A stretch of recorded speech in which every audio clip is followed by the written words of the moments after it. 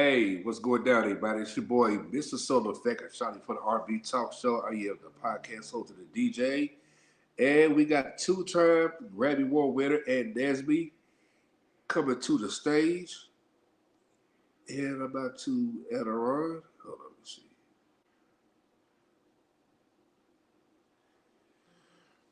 What's going on? What's going on?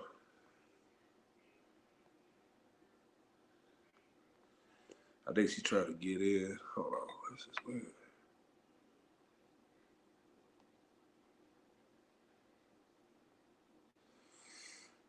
What's up? What's up, everybody?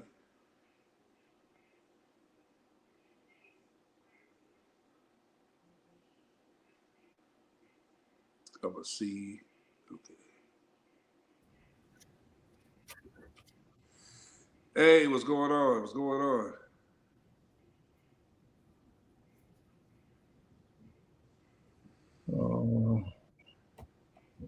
Y'all can hear you good. Hey, Rashad. Hey, what's going on? What's going on, brother? All right, brother. I'm not Ann. No, because I see like the screen was black, you know what I'm saying? So I saw your face. I was like, yes, because it's all good. Just take your time. Okay. She'll be here momentarily. Okay, cool. Yeah, man. Shoot, just man. Like, how's the weather over there where you at? Well, we're actually in Dallas. Oh, okay. And it was about 82 today. So. Oh, but you guys are lucky, man. Yeah, I'm in New Orleans, Indiana. So, you know, right now it's like 60 degrees. Oh, okay. I do miss the summertime, man. All right, I hear you. We're from the Midwest, so we know all about it. Oh, yeah, man. Shoot, yeah, because I grew up in Little Kentucky. So, you know, the weather, man, sometimes be nice and sometimes it ain't. Oh, yeah. What city are you in Indiana? Yeah, I'm in New Orleans, Indiana. Duwamby? Yeah, New Albany, Indiana. New Albany. Oh, okay. Well, here's Ann. I'm going to get out the way. My name's Tim. All right, okay, yeah. Appreciate it, brother. Salute to you. Same to you. Thank you. You got it, brother. Hello there. And here she is. How you doing? You know, when I saw the screen pop up, I was like, you know what, take your time. You know what I'm saying? Like, perfection is everything. And stuff. And I want to give you your flowers because I remember when I first saw you on BET back in 1991 when you were singing a lead for Sounds of Blackness. Yes. And I tell you, your voice stayed in my head as a little boy for a long time. Oh, thank you. No problem. And it was an optimistic. Thank you. When I first heard it. Yeah. But before we get to your history and everything, I want to talk about your brand new album called Anniversary. When did you start working on this album? Well, we began working on it at the beginning of the year, and we released our first single in April. Oh, okay. Mm-hmm. Yeah, so with the song, you know, say came out, I love it. When I heard the record, I said, man, this song is hot. It's like anything, you know, that shit she puts, you know, says magic. Now, correct me on this. Did you fully wrote this or you had to collaborate, you know, writers? I definitely had a collaboration of some brilliant young producers and writers. Of course, Mr. R.L. Huggard of the group Next, and also Brian B. Flat Cook there in Atlanta, and also Darius Hill from Birmingham. We all collabed, and a young lady by the name of Lyric Wright on the song Lonely Died. And who else? Big Jim Wright, my god brother, Big Jim Wright, he's no longer with us, but he wrote the song that Calvin Richardson and I did the duet on, Let's Stay Together. And yeah, that's a hot track. Thank you. You like that? Yeah, I like that one right there. Yeah. I really love Calvin Richardson. We had the opportunity to work together on his project when he did the Bobby Womack tribute and he and I did the duet of Bobby Womack and Patti LaBelle. And Okay. um, Big Jim was supposed to do a duet with me. He had written, in fact, he had written a whole album for me, Wow. and he laid down everything except my vocals. And then he was coming from Illinois to Atlanta to lay them down, and he passed that weekend. So we weren't able to do it together, but I still wanted to do something in tribute to him. And I said, I know exactly who could do it. Um, I called Calvin, and it was like, no, yesterday. And it was really a pleasure because we were nominated. We were nominated for a Grammy um, for the song "Love Has Finally Come at Last" from Bobby Womack's project. Yeah. Mhm. I don't think Big Jim Wright gets a lot of credit what he does as a writer and producer. Yes, Like absolutely. he is, seems like he gets overlooked for whatever Yes. reason. Hmm. Hmm. He was an incredible writer, producer, arranger, songwriter. I mean, um, he was a part of Sounds of Blackness. In fact, I brought him to Sounds of Blackness to Jimmy Jam and Terry Lewis. Oh, well, okay. Um, and he became a part of their writing team, duo, a flight time staff writer, along with myself. We co-wrote. He was my writing partner, and Big Jim came in, and he had an opportunity to write and produce for so many of the greats, and then he also was a music director for Mariah Carey. So he was in Right. there working, and he had written for her as well. And it was a terrible, terrible loss for me. Um, but I had to get back up and get back started doing what we did best. Absolutely. Because I took the time to listen to each tracks of of your album. Mhm. The song "Missing You" by Man, "Tell Me," "Let's Stay Together," which you just mentioned about, "Still," "Ain't Gotta Worry," "Who," "Safe Place," "Lonely" by Man, Radio Edit. Um, when I was listening to these titles, I said, I was like, it gives me old school vibes, more of an update what's going on now. Yes, Stuff. yes. So that's what I like about that. Go ahead. Thank you. That was our intent because we wanted to have the record of the project relate to all generations, to be able to listen to it and get something and enjoy something from the project. Um, um, in that RL was one of my vocal students in Minneapolis. Oh Um, wow. and he and the group Next, they weren't Next then, they were just some young teenagers in the community. And they asked me if I would vocal coach them. And of course, I always would tell them, as long as your grades are good. So our house was kind of that house with our children. We wanted to know where they were to keep up with them. So they played football. The football team would be at our house. And that was the easiest way for us to keep up with our own children. So Arel was one of the members of course, the Platinum Award-winning Yeah. group Next. And when I started to do this project, I initially started working on "Let's Stay Together" with Brian B. Flat Cook. Awesome, awesome, prolific young producer from Atlanta. I was in the studio working with Brian, and RL called Brian, and he was producing. B Flat was producing some music for RL, and when he learned that I was in the studio, he was like, "I know you're not working on my auntie's project, and I'm not getting ready to be on." So I said, "Well, bring me what you got."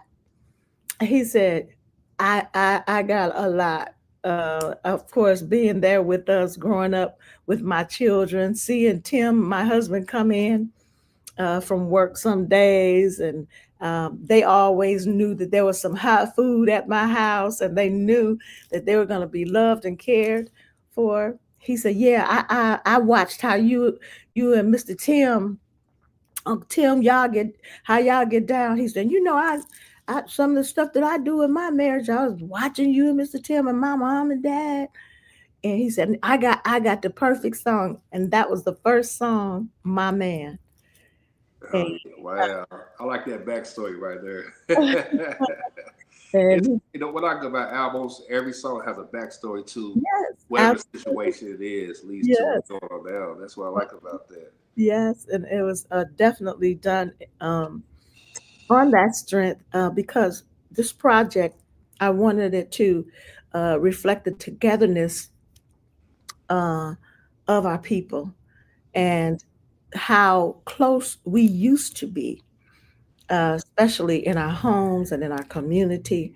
Um, Songs that would draw people to want to have stronger relationships and what it takes to build strong relationships in the home, because we know that when we build strong relationships at home, it trickles into the community, strong communities, because our children can see what loyalty and relationship is like, whether it be with their friends or when they find their girlfriends. My sons first started dating, that song "Ain't Gotta Worry" is a was a perfect song about, when you started dating some young girl and she was not thinking about you at all, and you calling her and we're looking worried, and then that mother saying, "Oh, you see what we do.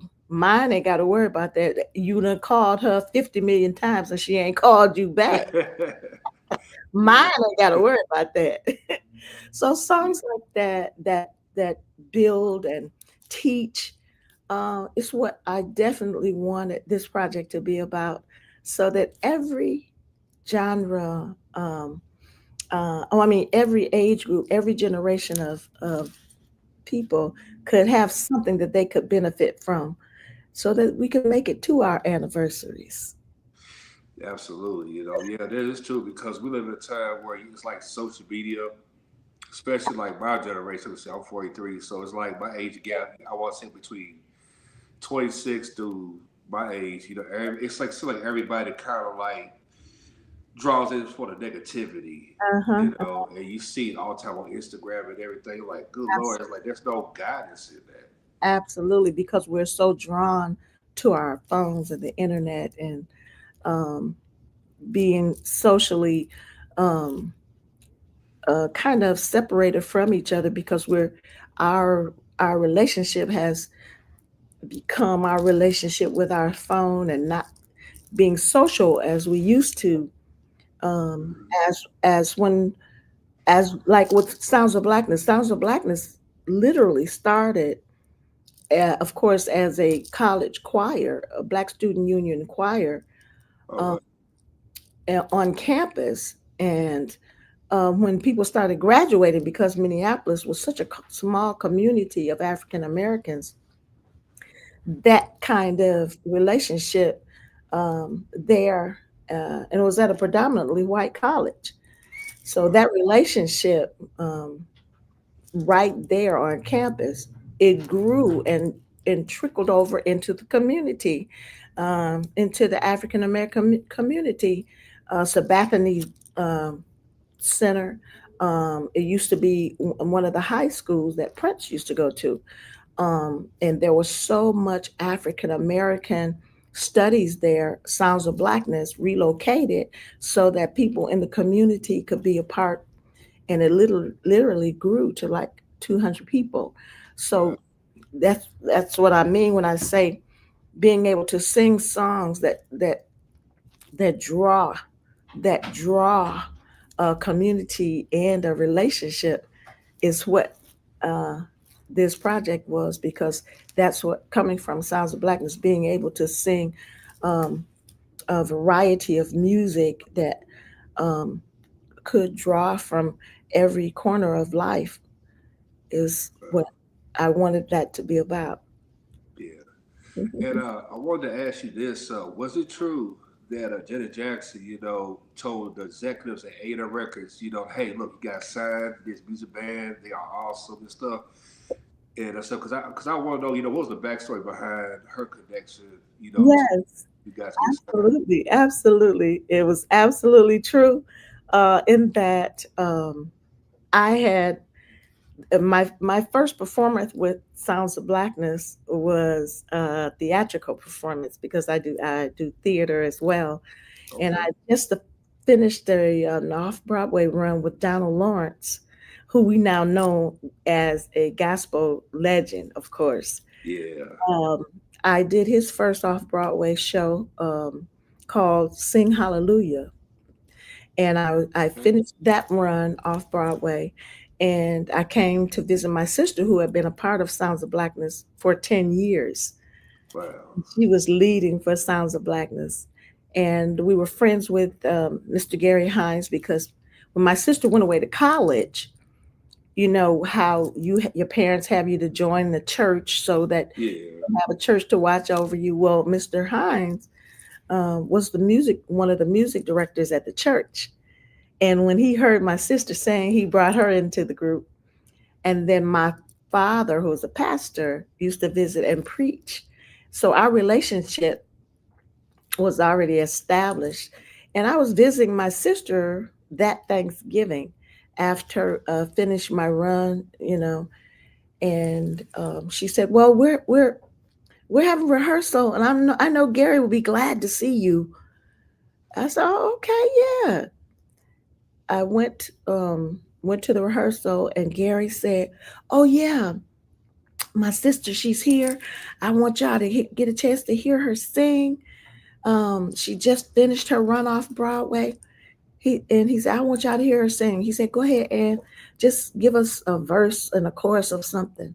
I said, "Okay, you gonna play for me?" He said, "No, just do it a cappella." I said, "Okay." I sang, and the group started saying, "Yeah, yeah, give her the part, give her the part. She got it." He said, "I didn't tell you, but this is how people audition for Sounds of Blackness." He said, "And we're getting ready. We're doing the musical that we do the night before Christmas, a musical fantasy, and it's one of the projects that we ended up getting a Grammy for. Um, but that was a theatrical show that Sounds of Blackness was doing, and they've done it several years. But the three people that had done the mother's role was doing something else, and they weren't members of Sounds of Blackness. And he said, "We got this role open."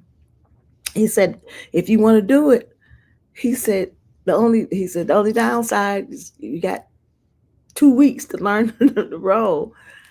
And I ended up being there doing the Christmas show. And Jimmy Jam and Terry Lewis were, of course, a part of the Minneapolis sound, the Minneapolis community. As I was telling you, because the African American community was so small, Sounds of Blackness would be, say, like the band that sang on any of the community events for the city, for the mayor, and then the time would be the party band Right. afterwards. So it was like the music family. And they, Jimmy Jam and Terry Lewis brought Janet to the concert to get her out of the monotony of being in the studio. She was recording one of her projects with them. And when she heard the group, she was nudging them like, you know, man, there's nothing like this out there. We need this. We need this. You guys, you got to sign them. You got to sign them because they were getting ready to launch their label, Perspective Records, under their A&M umbrella. Oh wow. After that show, they brought us backstage and we met Janet, and they said, "We wanted to tell you tonight, we're getting ready to launch the label." And they told us how Janet was excited. He said, "And we want Sounds of Blackness to be one of the first that we sign because we want to do like a gospel project to honor God." Um, as Sounds of Blackness is not only, of course, a gospel group, but a group that sings the music of a people in the following in the vein of a Duke Ellington, where he sang all the music, gospel, R&B, jazz, bebop, spirituals. Sounds of Blackness worked in that vein and taught, educated the world about the root of our music. So when Janet nudged Janet Lewis, it was like the rest was history. Wow. Oh man, that's an incredible story and stuff, to even hear that. Because I remember I heard a rumor of it. I said, let me ask you, So I was like, if that's confirmed, put a step and prove on it. And I think it's amazing. Absolutely. When with the hit, like the leading single, Optimistic, Mhm. debut on BT, that song exploded everywhere. The song was featured on House Party. Well, it was featured on House Party, like the scene where Kid for Kid Play was trying to figure out what he needed to do, and stuff. And I Uh-huh. was like, that song was a hit. That song get played in the movie theaters and Yeah. Yeah. everything. So, where was your mind at when you saw yourself on TV for the first time? Let's see. I think one of the first times, well, actually, um, from radio, hearing myself, let's take it there. First time I heard myself on radio, I heard Optimistic on the radio. Um, I was in Minneapolis, and I was actually ironing some clothes. And at the radio station, there was a community radio station that we all always gathered around. And uh, they were interviewing Prince while they were playing music. Oh, And one of the things that helped me also to remember that moment is that Prince he was doing a interview, and they played Optimistic, and he was loving on Optimistic. He said, um, this song, he said, it's almost sort of like a prayer. He said, and he said, um, prayers are not always something where you are just asking God and begging God for something, but being able to thank Him with your gift. He said, this song is a song that thanks God and represents in a powerful way. I never ever forgot that moment. And that was just radio. And then the first time um, I saw myself on TV singing Optimistic was Jay Leno. We did Jay Leno. oh wow. And it was amazing. And in fact, it wasn't Jay Leno, it was um, the comedian. What's his name? Arsenio Hall. Oh yeah. Arsenio Hall. And we all were on, and Johnny Gill and Jocelyn Guy and Karen White, along with Sounds of Blackness. And we sang Optimistic and The Pressure. It was a surreal moment in that I'd been, of course, watching. We all watched Arsenio Hall. So be able to be in that moment and share with the great artist that came on and sang with us, it was really, really an overwhelming moment and a grateful moment to God to see how He had blessed us and blessed our path to be able to be there. I tell you, some of the interviews I see Jim and Jam, he be interviewed, and it's always a host asks what was his proudest moment. He always mentioned your band. He mentioned the song and stuff because he thought about his mother and everything. And I was like, wow, you think about you would think that he mentioned about other singers that him and Terry worked with over the years, but y'all always came first on the list. I'm like, wow, that's saying a lot. It was amazing for me to hear Jimmy Jam say that, and to hear Jimmy Jam and Terry Lewis when we were interviewing for their um, bio, bio, their biopic, and when I heard them ask the question, they were asked by the interviewer if they put some of their proudest work in a time machine, a capsule, what would be um, one of the first songs they would put in. And when Jimmy Jam looked over at me, he said, "Well, Optimistic would definitely be one of those songs." He said, because that song was written specifically for Ann's voice.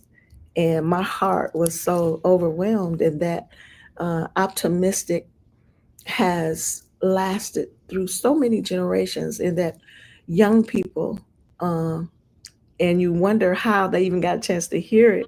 Of course, listening to either their grandparents' music or their mother's music, and then being lovers of the song and the testimonies when young people come back, or people, period, come back and tell how Optimistic blessed their life, and where they were in the moment of their life, where they were encouraged by this song. That is exactly what that song was meant to do.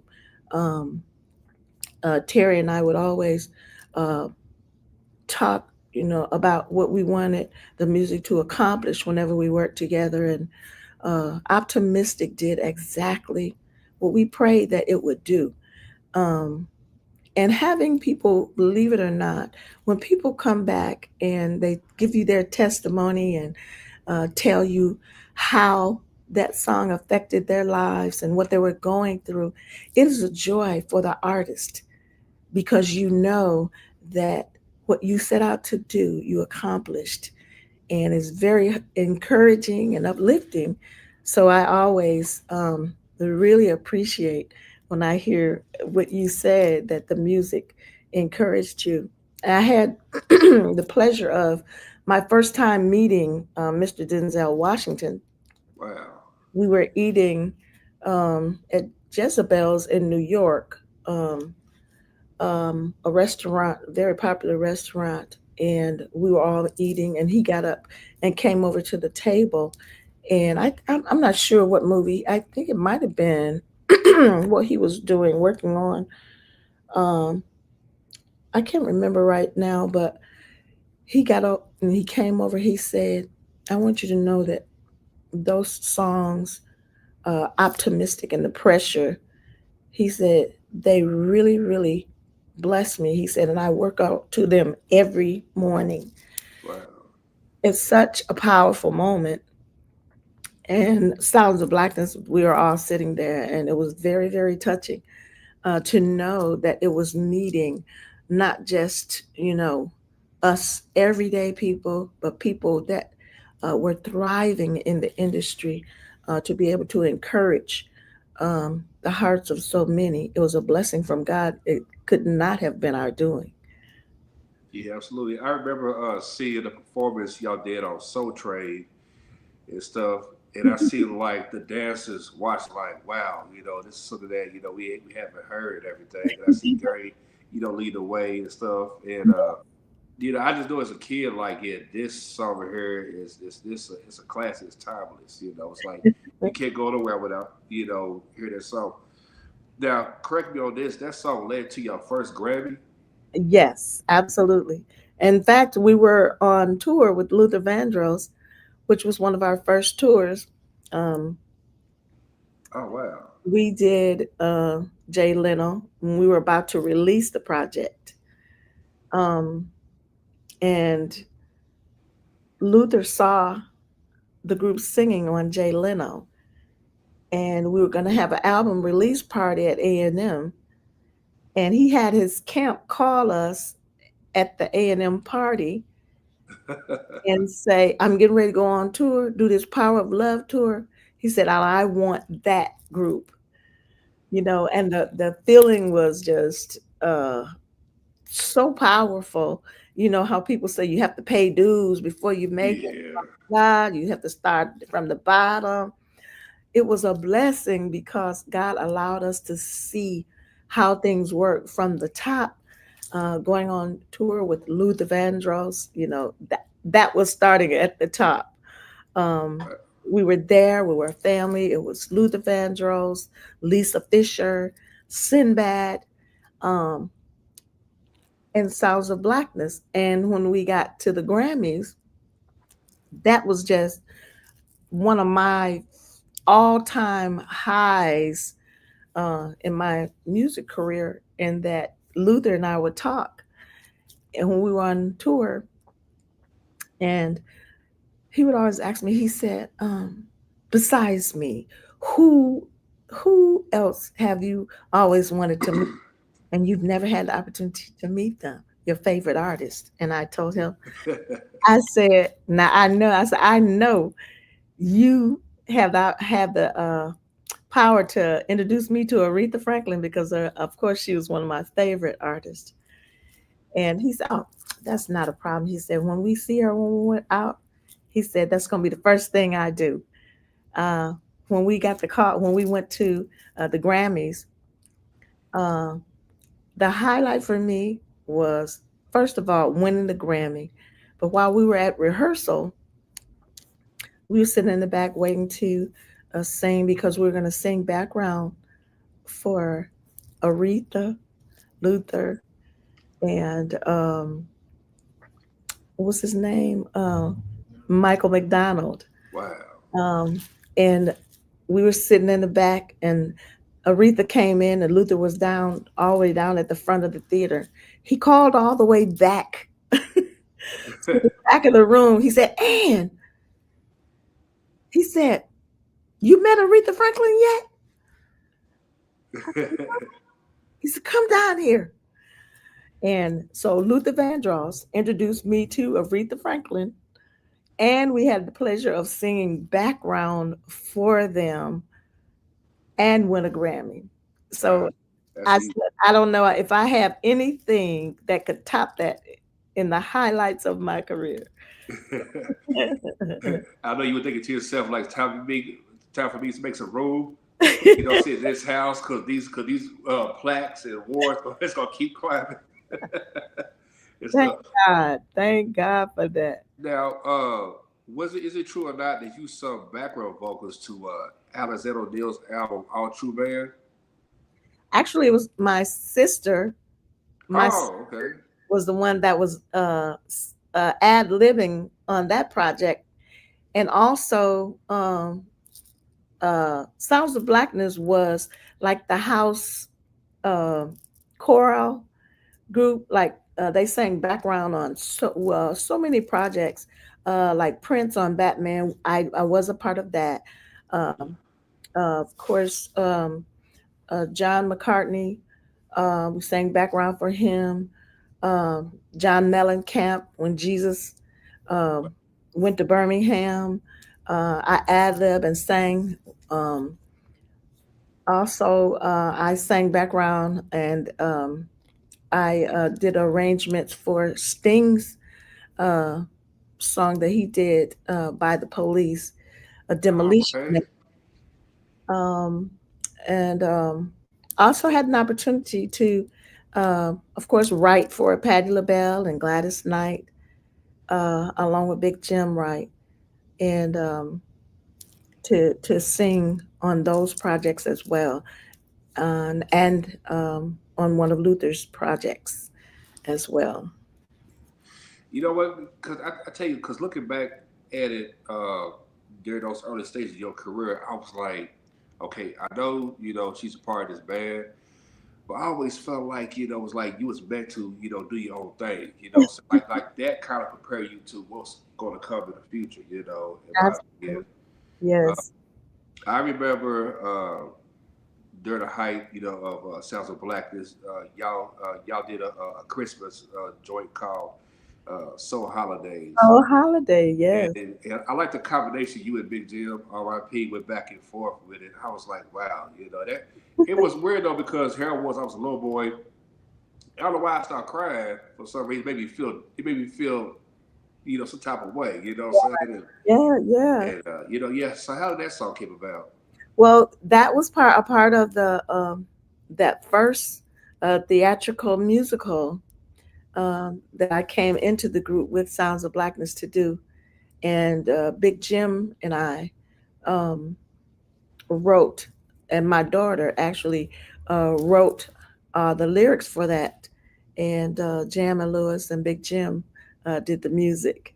for Soul Holiday, and Soul Holiday is part of the music soundtrack of the musical we won the Grammy for. Wow. Yeah, yeah, 2 Grammys in a row. Can't beat that at all because it's one thing you got that one Grammy, you're like, you know what? I ain't gotta prove nothing. When it comes to gig, you're like, wow, okay, I think there's something going on. I was really blessed. I've really been blessed to have won those Grammys with Sounds of Blackness, and then nominated alone 6 times, a 6-time Grammy nominee. So I've really been blessed. I really have no complaints. To be honored by your peers and nominated is always a blessing. Because I want to mention you, because speaking of Patti LaBelle, how did that situation came about? You being a composer and arranging everything for her? I was a part of Flight Time writing staff. Me and Big Jim, Big Jim and myself were part of the writing staff. And I was preparing for my first solo project. And when Jamie Lewis decided to, um, when I came into Sounds of Blackness, I wasn't a member yet. I Okay. had just came to do that show, and then they signed the group. So when they got ready to do the project, they signed me as a solo artist before Optimistic ever came out. Wow. And so when they got ready to exercise their right to work me as a solo artist, that's when I had my first song that I written for my project was Terry loved the song, and we were working on so many other things. And he said, "Wow, Patty is coming in this week." He said, and I haven't. We really haven't had time to really do what we really want to do. He said, but this is a learning curve for you. He said, that song that you just wrote, you and Big Jim did for your first project, that would be a perfect song for her and would allow you an opportunity, because he taught us so much being under their tutelage.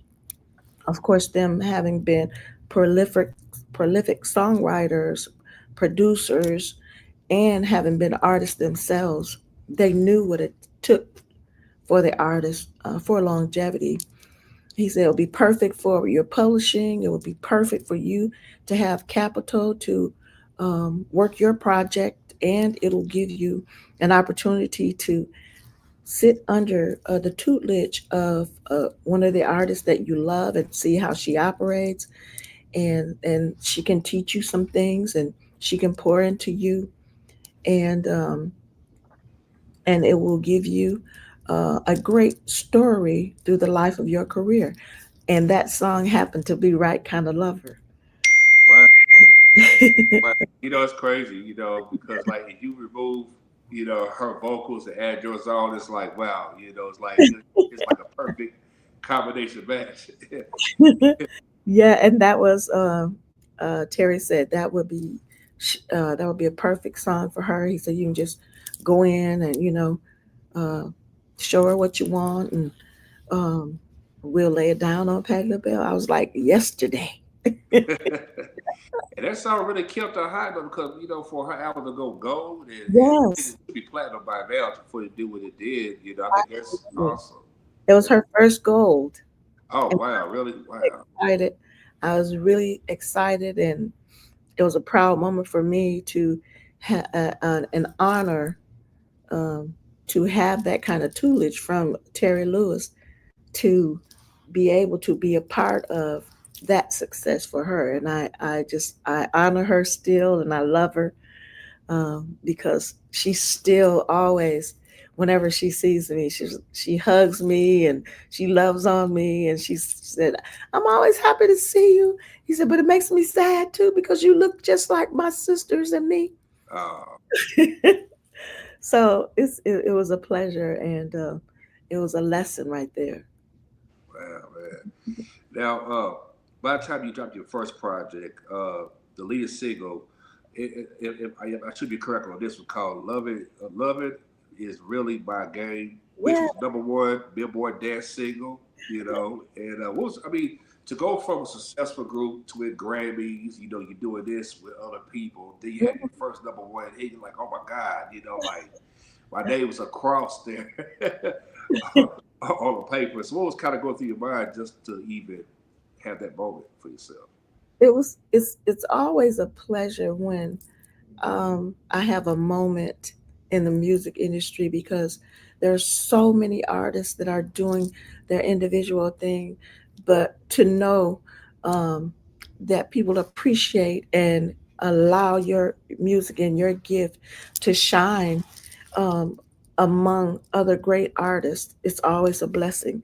And I always know that um, being able to um, say your piece and offer what you offer through the arts is always a blessing because there are so many um, that don't get the opportunity. So I never take it for granted. And I try to do my best. It was one of my things my mother would always say: give your best, whether you're giving it when you get up and put to do what you're doing, whether it's two in the room or 2,000 in the room. Just always give your best whenever you give and just live a poured out life. So whenever I hear the music on the radio still, I'm really blessed and I feel honored. Yeah. Then a couple years later, in 2001, you dropped a second project called "Love Is What We Need." In Yeah. 2001, so come from a successful album, go to the next one. What was your mindset for that Um, I think I kind of ventured off into house music after Sounds of Blackness. Did the Jimmy Jam and Terry Lewis did the remix on Pressure, um, and we had a house following there. And I would go. Actually, my first house outing was in New York at the Shelter, and I started working with and had the honor of working with Frankie Knuckles, who was one of my dear friends, king in the house community. Um, and he kept introducing me to other people in house music. Of course, my house music following actually started in Chicago, uh, one? where house music really, really, really was king. So um, me being able to uh, go over into the house community with Steve Silk Hurley and um, Chosen Few and all of those guys over there, it was really a blessing for me to have the opportunity to share one of the other genres of music that I love so much. Um, and the Basement Boys, and to have that shelter, and of course, DJ Spin, and um, so many others. And I was always a fan of Sylvester, so that Yeah. Love Is Really My Game was a no brainer when I had the opportunity to do that. And then I had a great house following overseas. So while I was not doing things here in the state with my new project, I was already doing house music over there as well. Right. Yeah, that's what I like about other countries because they embrace. They don't care what genre sound, Absolutely. singing. They just want to see you perform. That's all they cared about. You know everything about you from your childhood, things that you done, probably Yeah. forgot about. They follow you so closely. Um, and they purchase your music and they follow you faithfully. So having the opportunity to branch out and do that, have that house following was a great plus for me. In fact, I'll be in London in January for a few dates. I still Oh, go over and perform overseas with the house music. Wow.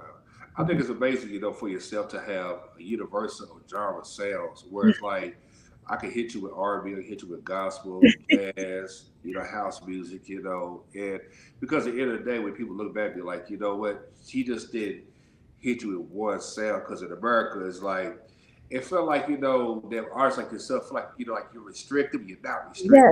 restricted, for what you do. This is crazy. Well, that was definitely one of the things I loved about Sounds of Blackness.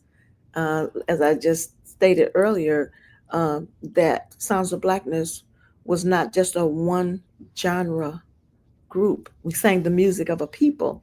So when I branched out on my solo career, it was just right down my alley because I was always that person.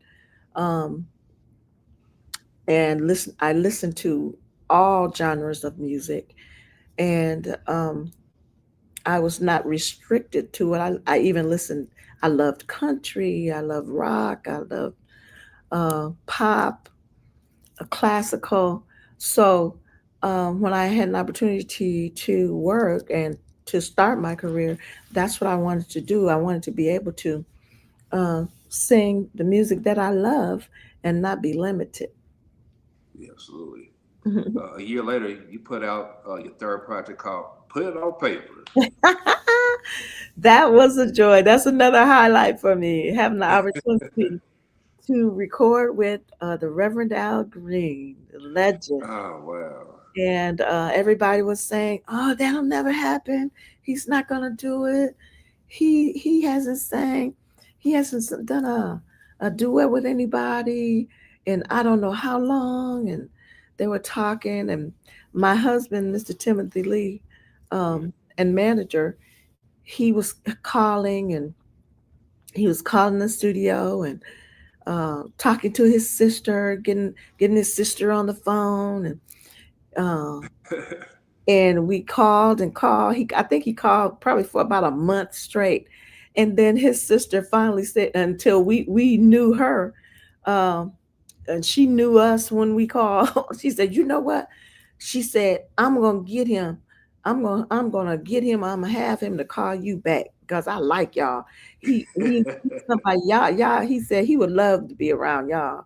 He'll trust y'all to be around y'all." So um, we finally got it hooked up and sent him the music, and he was like, "Yeah, I love this." He said, "Yeah, because this got a biblical principle on it." Yeah, and then he came in the studio.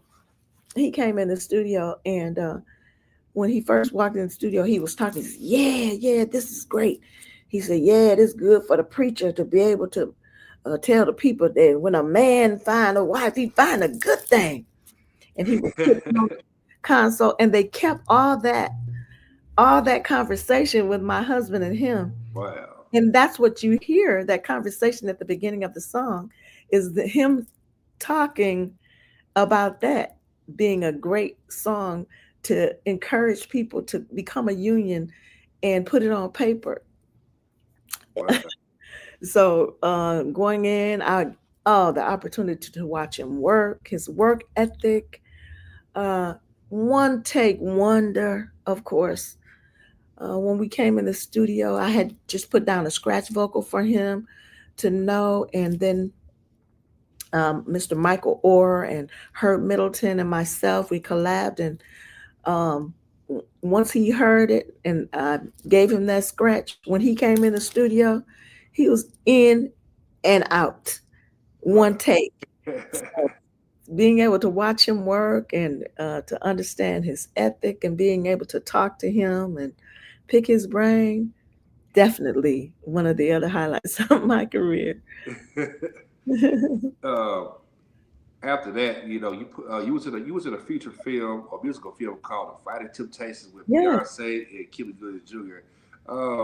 Did an agent or someone tell you, say, "Hey, you ever thought about tapping to actors since you got background acting experience?"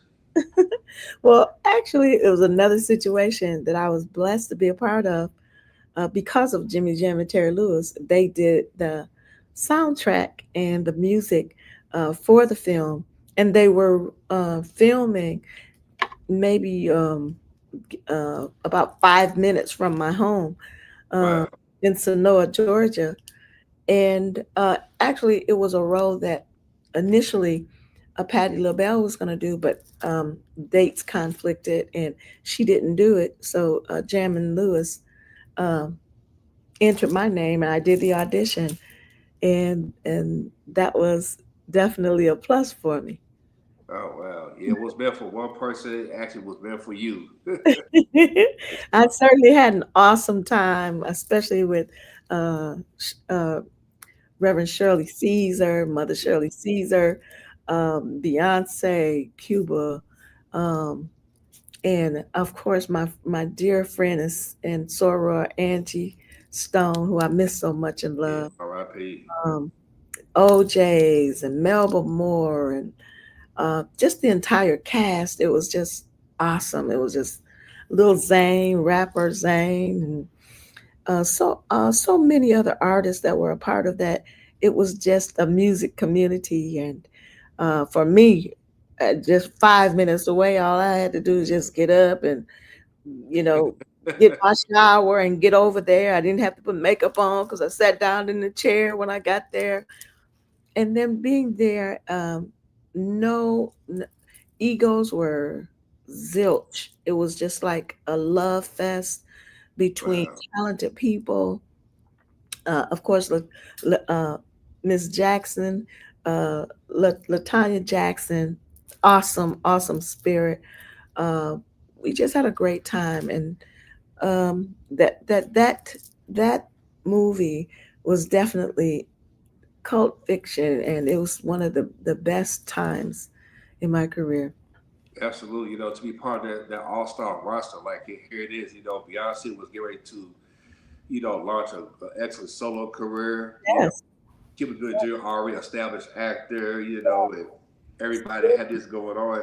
It is crazy people don't talk about that Right. enough. Steve Harvey, See Harvey. I mean, Epps, that was definitely an all-star cast. yeah, and you was blessed though for you to be down the street. It's like, okay, I ain't gotta go to no movie trailer, no nothing. I can just go home and go lunch break and call it a day. Yeah, yeah, yeah. And I lived so close. One of the scenes called for Aunt Sally to have a picture, the picture that Beyonce and Cuba looked at when Cuba was trying to get with her at Aunt Sally's Oh home. yeah. They actually literally came to my house and took that picture. So I was that close to Wow. my job, and it was awesome. I mean, it was a great time. In that same year, you put out another album called "Make Me Better." So you Yes, thought to yourself, "Say, hey, do movie out. Let's drop an album." yes, absolutely. We were definitely taking advantage of the momentum, and it was the very first one of the first projects that we did on my own label, um, Wow. Time Child Record with my husband, because we wanted to represent around us to allow young people to see that it could be done. And we always network with young people. We hire them for background if they could sing. We allow them an opportunity to be out on the road because we want them to have an understanding of what the industry was like. That is, it's not what you see, the finished product, but hard work and dedication. If this is the life that you choose to lead, um, and we wanted to be a people of color that allowed our young children to be able to see how to operate, to see it and dream. Uh, if this was something that they were really thinking about, and that's how we initially started our label doing that, and we still network and do it today. I think it's perfect though, because especially around that time, labels was changing, executives and stuff. Absolutely. You thought to Yes. yourself, like, why not start my own label? I had to Mhm. keep going through, like, oh, let me try to find a label. Let me try to get a distribution and stuff. So, yeah, like having your own. At least you get a chance to put out the music you want to put out, even though you always put out the music you want to put out, but Absolutely. experiment with different stuff. That makes sense. And so this last project is one of the projects we able to do on our with our label as well. Oh well, yeah, congratulations and stuff. So that was it like 7 or 8 albums deep? You know, you guys already got like on your label and stuff. Yes, 9 actually. Okay. Mhm. Yes. So we have that catalog, and then of course we ventured off into film this year. One of our young publicists, he started working in the film industry, and he was doing work for New York Life, and he ran into some great hidden figure information about Cirillo McSween, who was one of the first salesmen for African American salesmen for New York Life, and he was also one of the close contributors to the civil rights era with Reverend Jesse Jackson, with uh, Rainbow Push Coalition, and also Dr. King. And he was one of the executive secretaries, and he was also he was a Panamanian, in fact, and he was a part of the the peace treaties for the uh, the Gulf, Panama Canal, Okay. and so the president invited him over because he was such a powerful figure. Um, they needed his celebrity and his knowledge, and he was a part of the talks with the president and the treaties. And he was also an entrepreneur in Chicago land area. Um, me being from Illinois and we're really close, I knew of um, the businesses that he was the entrepreneur. He was one of the first African American entrepreneurs to own McDonald's and earn the Golden Arches. Wow. And his McDonald's were so different from any McDonald's you'd ever seen because he would have Black history um, paraphernalia all around. Great African American figures on the wall so that the children would come. And it was got to be so prominent that the schools, when they would take the kids on field trips, they would take them as a part of their field trip to go and see and learn the history there in the McDonald's, because it was so geared to African American studies. So we did the film along with Mr. Justin Cooper, who's one of our young publicists that had worked with us throughout the years, and won a few film festivals. Won a couple film festivals with it. I did the voiceover, and I also wrote a song for that project as well. Oh, man, that's awesome. This stuff, you know, just to even have that, you know what I'm saying? Uh-huh. You know, So our company executive produced the film. oh, wow. Mhm. You know, when it comes to, you know, being inspired as a, you know, for you as an artist, as a writer, you know, what kind of comes to mind, you know, when you try to, you know, when it comes to like creating songs? When I write in a creative space, um, usually seeing um, life life um, lessons and relationships, um, not just of my own, but people around me, friends and family, and going through and to tell the story and to see it through, to see the story through, what solutions that I have for situations and how I overcame situations. Um, and of course, I am always open to the Spirit of God uh, giving me witty ideas and inventions. So a lot of times I'm in my creative space, and the Spirit just drops lyrics in my heart, or something that uh, I ask God is something that He wants me to put out in the atmosphere to talk about or to share. Um, Lyrics come to you that way, and they come to you at so many in odd places. You could be at the breakfast table. Some I've even Wow. woke up in the middle of the night with a song in my heart, just wrote it down, jotted it down, and work it out in the bathroom. Just And so wow.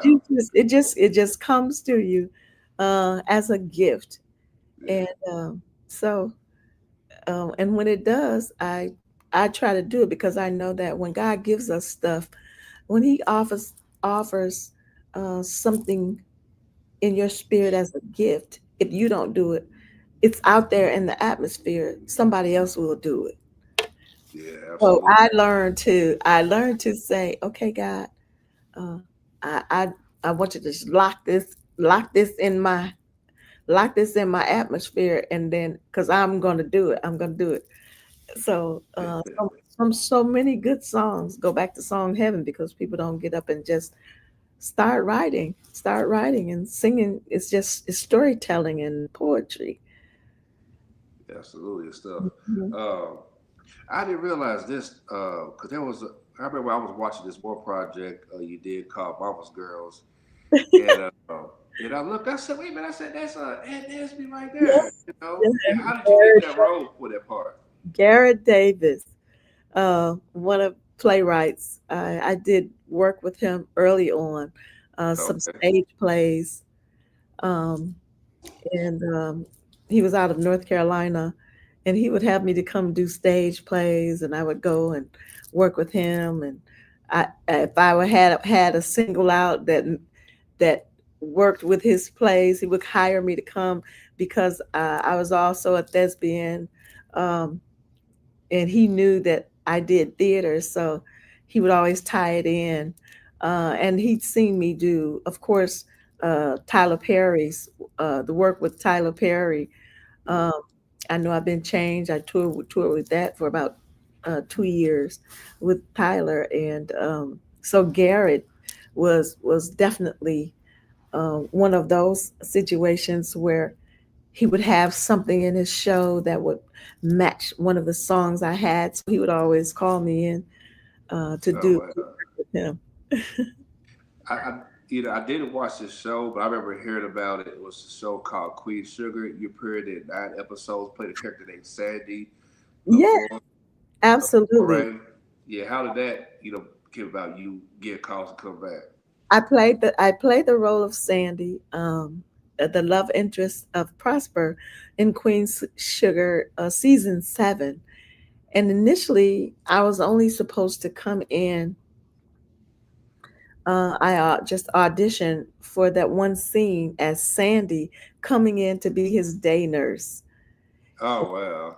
When I got on set, they saw the chemistry, and they saw Prosper, Mr. Henry Sanders, the chemistry that we had on that scene, and they said they started to thinking about the fact that Prosper was one of the main characters, and he never had a love interest, and they wanted to include um, uh, people of a certain age being able to still blossom in relationships and have life and love um, after 50. So they began to have me to come in and read for other lines, and I ended up doing 9 episodes. Oh man, that's awesome right there. You know you're good what you do, and everybody keeps calling you back saying, "Hey, you got to come back." I can't see nobody It's like all God, trust me. like no, so like keep bringing no checks. You know what I'm saying? I got Yes, place. absolutely. um, uh, before I get off here, I just want to give you your flowers. For you to be in this business for so long, you see the highs and lows, and you see some artists rise to the top. You see them fall for Yeah, grace, and you see yeah. them come right back. If you ever did a biopic, of your life or something close to that, who could you picture to play you? Well, I'm happy you asked that because we are definitely in the works of doing my biopic, and Oh wow, okay. really, really, um, I have a daughter and a granddaughter that are in the business. My daughter, Miss Jamesia Bennett, she stepped in and she leads for Sounds of Blackness, and she Oh sings wow. all the songs that I used to sing with the group now. She travels Okay. with the group. And my granddaughter, Miss Paris Bennett, who was fifth season number 5 contestant on American Idol. Wow. So we have a generation. We have a generation, and we haven't quite figured out who that 5-year-old will be. I know that there are some out there, and so that's in the works right now. And I'm also in the works of writing a book. Wow. I can't wait, till it comes. I know a lot of fans be participating in that because you got so much history. Because it's one thing people see the highlights of your career on TV and other appearances, but people don't know the hard work what it takes to get to Absolutely. that point. Writing songs for others, do stuff for yourself, and go Yes. on the road. Waking up early in the morning to rehearse, do a couple of radio interviews. You got to perform that night. Ooh, I can only imagine. Yes, that's what I tell young people when they say they want to be in the business. That's what I said to my granddaughter, and of course, I had my daughter on the road with me. She was one of the youngest members ever to sing with Sounds of Blackness, and she leads on the second um, the second verse part. Well, actually, the first verse of Optimistic. She sings the second half. Oh wow, okay, So she was only 17 when wow.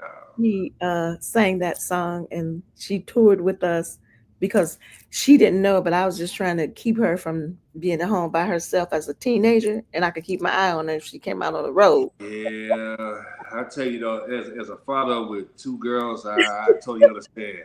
Yeah, as the Bible said, wise as a serpent and harmless as a dove. Amen. And stuff. Here this got a brand new album. You about to hit the road and stuff. Is any show dates in the U.S. that you got planned that you want to go to perform at? Actually, I have. I'm here in Dallas, and tomorrow I'll be at a Friendship West. Oh, Um, I still do churches and events as such. I'm here in Dallas for the pastor's birthday, and they all right. brought me in to sing for his birthday. And also, I'll be in DC. I'll be in DC the 22nd and the 23rd. Um, and then as I said, I'll be going overseas in January. So, Okay. Yeah, I have a cousin on my mother's side. She lives in Dallas. She been there since I think like 2009, and she loves it. yes. She never looked back. Got two kids. She's like, this Uh, is good. And yeah. stuff. But with that being said, I want to thank you for taking the time coming on here. It's a Thank blessing, you. to interview you as an icon. In my eyes, your voice has really touched so many households. I mean, concert shows, TV appearances Thank worldwide. So you think of Ann Nesby, you think about stuff you did with Sounds of Blackness, your own stuff. I mean, every little thing, your acting career. I mean, and plus, you got a biopic on the way. Come on, now. Can't get no better than that. To me, I feel like your chapter has really, is soaring. The story thank ain't over yet until God says so. It's not over until God says it's over. Yes. Yes. So with it being said, you have a blessed night, You as well. and on that note, thank you again. Appreciate you. Thank you. All right, take care.